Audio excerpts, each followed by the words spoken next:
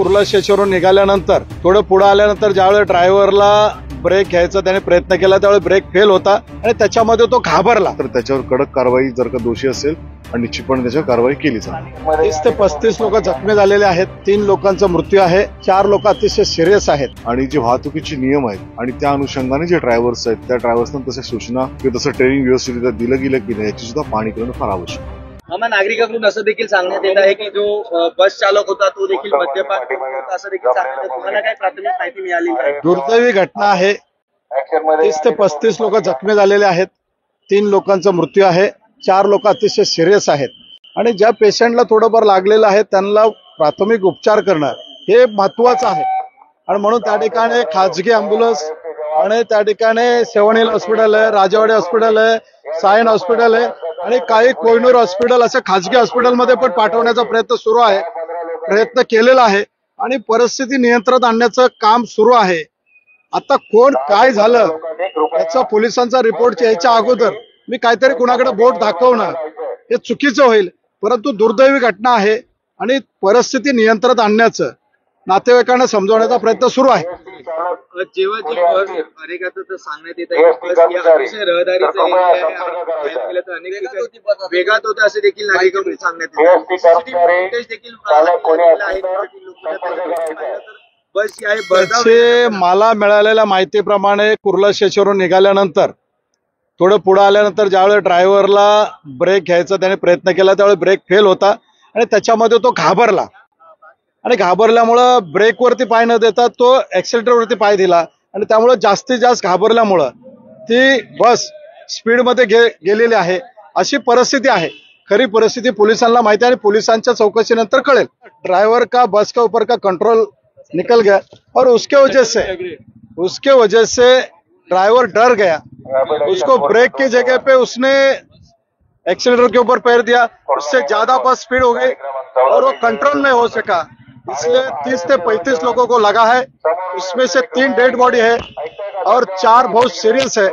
बाकी लोगों को उपचार करने के लिए सेवन हिल हॉस्पिटल है, राजावाड़ी है, साइन हॉस्पिटल है. उसके बाद में प्राइवेट हॉस्पिटल में वहाँ पे सिटी हॉस्पिटल है, इसका कोहिनूर हॉस्पिटल है. यहाँ पे कोशिश किया है और जो नियंत्रण लाने की कोशिश शुरू है. बस में भी लोग सवार थे क्या? बस के अंदर थे ना लोग. उनका क्या हुआ? नहीं, वही सभी मिलके अभी पूरा डिटेल मेरे पास नहीं है. जो जख्मी हुए हैं वो हॉस्पिटल में थे. उनको उपचार के लिए अलग अलग प्राइवेट हॉस्पिटल रहेंगे, बीएमसी के हॉस्पिटल रहेंगे, वहां पे भेजने की कोशिश कर रहा हूँ. 6 एम्बुलेंस लगाया है और लोगों को जिनके रिलेटिव है उनको कंट्रोल में लाने की कोशिश कर रहा हूँ. सर यामध्ये किती एक्झॅक्ट जखमी झाल्याचा आकडा समोर आला? 30 ते 35 लोक जखमी झालेले आहेत. 3 डेड बॉडी आहेत, 4 सिरियस आहेत. जे जखमी झालेले आहेत त्यांना बाबा हॉस्पिटलमध्ये उपचार करू शकत नाहीये म्हणून सायन हॉस्पिटल आहे, सेवन हिल हॉस्पिटल आहे, राजावाडी हॉस्पिटल आहे, कोहिनूर हॉस्पिटल आहे, सिटी हॉस्पिटल आहे. अशा ठिकाणी पाठवण्याची व्यवस्था करतोय. 6 अँब्युलन्स लावलेले आहेत. आता सुरू आहे. नातेवाईकांना नियंत्रणात आणण्याची कोशिश चालू आहे. नेमकं कशामुळे हा अपघात झालेला आहे? ज्यावेळेस बस सुरू झाल्यानंतर अशी माहिती मिळाली की ब्रेक फेल झाला आणि तो ब्रेक फेल असल्यामुळे ड्रायव्हर घाबरला गेला आणि ब्रेकची कोशिश न करता तो एक्सिलेटरवरती पाय दिला. त्यामुळे बस जास्त स्पीडमध्ये गेली.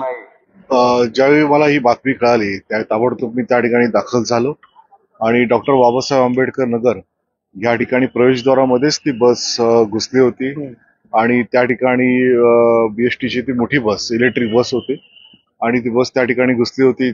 5 ते 6 गाड्या त्या ठिकाणी जवळजवळ त्या अपघातामध्ये संपूर्णपणे इंज्युर्ड झाल्या होत्या आणि बरेचसे नागरिक सुद्धा त्या ठिकाणी जखमी होते. बरंचसं रक्त सुद्धा त्या ठिकाणी सांडलं होतं आणि मी त्या ठिकाणून थेट भाभा हॉस्पिटलला आलो. भाभा हॉस्पिटलला जवळ 31 जखमींना या ठिकाणी दाखल केलं होतं. त्यापैकी 3 जण मृत पावले होते आणि बाकीचे उपचार सुरू होते. उपचार दरम्यान 1 जण अजून गेला आणि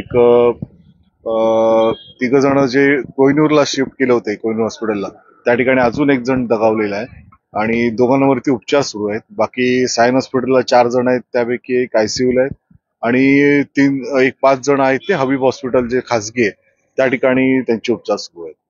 त्या ठिकाणी बस अपघाताला बस ड्रायव्हरची काही कारवाई करण्यात आली. स्थानिक नागरिकांचा आरोप आहे की मद्यप्राशन करून गाडी चालवतात.